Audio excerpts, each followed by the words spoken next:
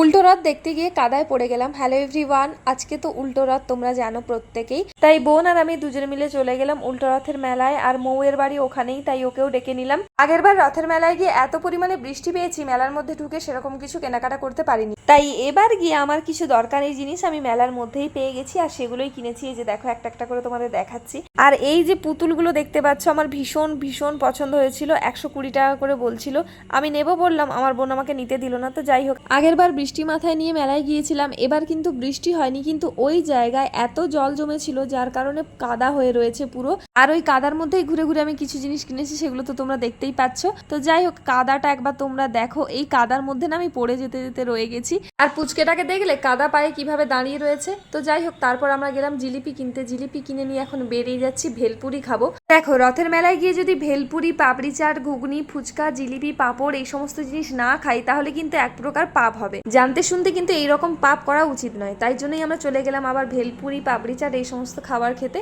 আর বাড়ি আসার সময় আমরা আবার ফুচকাও খেয়েছিলাম, আর এই পুচকেটাকে একটা আইসক্রিম কিনে দিয়েছিলাম। জানো তো, আজকে উল্টো রথের দিনে সকাল থেকে কিন্তু একদমই বৃষ্টি হয়নি, যার জন্য অনেকেই বেশ সুন্দর জামা কাপড় পরে গেছে আর ওখানে গিয়ে কাদার মধ্যে লুটোপুটি খাচ্ছে। সেটা যদি তোমাদের দেখাতে পারতাম। তো যাই হোক, মেলায় গেছি, জিলিপি পাঁপড় আনবো না সেটা তো হতে পারে না। দেখো, মেলা থেকে জিলিপি আর পাঁপড় নিয়ে এসেছি। পাঁপড় দিদুনকে দিলাম, দিদুন কিন্তু পাঁপড় খেতে খুব ভালোবাসে। যাই হোক, মেলা মানেই কিন্তু আমরা জানি যেখানে হরেক মাল বেশি সেখানেই মানুষ বেশি ভিড় করে, আর আমিও সেখান থেকে এই সমস্ত জিনিসগুলো কিনেছি। আমি মেলায় গিয়ে কি কি কিনেছি তোমাদের তো দেখালাম। তোমরা মেলায় গিয়ে কি কিনেছো কমেন্ট বক্সে লিখে জানাতে পারো। টাটা।